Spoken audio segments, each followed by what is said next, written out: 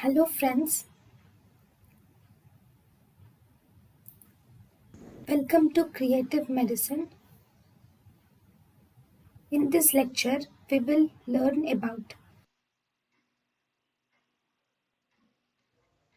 Drugs which decrease androgens are the drugs which are used in hirsutism.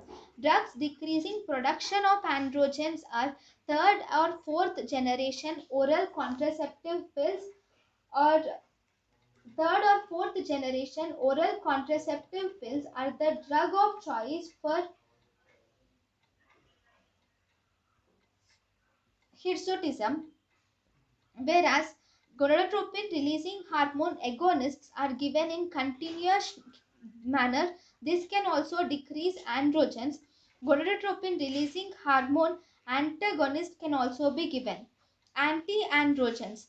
Anti-androgenic drugs like spironolactone, cyproterone acetate, flutamide, and finasteride will also decrease androgens or hirsutism.